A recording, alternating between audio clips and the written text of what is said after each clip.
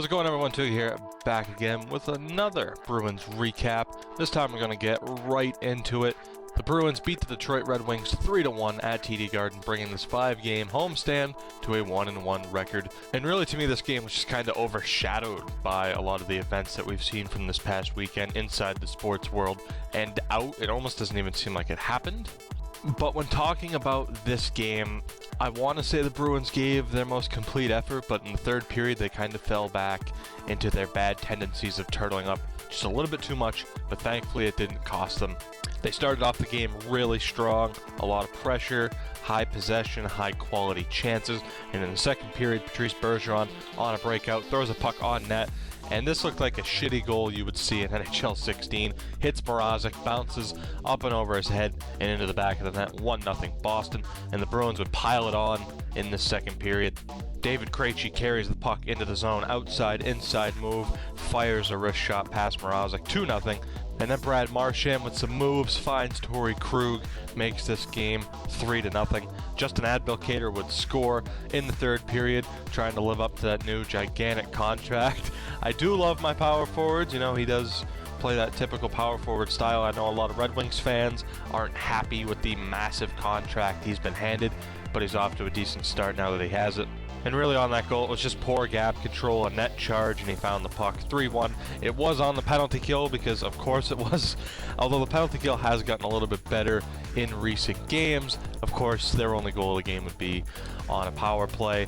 And really, that was it. Again, the Bruins win 3-1. Tuukka Rask has another strong game, looking more like the Rask we saw in Brooklyn. The defense looked improved. Colin Miller sat out. Kevin Miller, there's been a lot of questions about him. He looked improved in this game, and obviously it helps when you're playing with Zdeno Chara. Torrey Krug looked fantastic, probably his best game of the season thus far. Motivated for sure. Of course, all you heard all game was, oh, Jeff Blashill, Detroit's coach behind the bench, and his connections with Torrey Krug. And if that was his reason for being motivated, I wish he coached every team, because this Torrey Krug is a perennial all-star Torrey Krug, and hopefully he can continue to step up. Patrice Bergeron did Patrice Bergeron things. He's been amazing. And really, aside from holding back a little bit in the third period and turtling up a little bit too much, this was a complete game performance for the Bruins. Detroit looked a little bit shaky. You expect better from them, but obviously they're going through their own evolution right now, losing Mike Babcock and having a lot of people out injured, having to do a lot of reshuffling.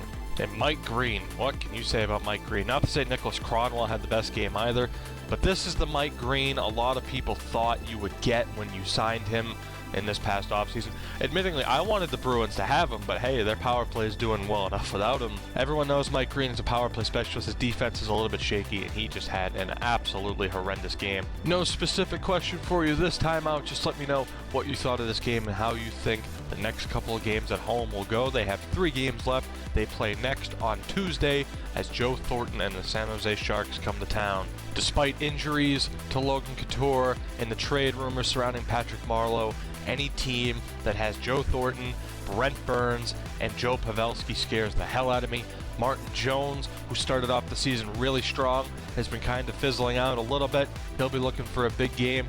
Doesn't really have too much of a connection to Boston aside from the Lucic deal. It was obvious, though, he wasn't going to fit in here, but we did swap him for a first-round pick, which is still one of the most mind-boggling trades in recent memory. So we'll see what happens on Tuesday. I'll catch you all next time.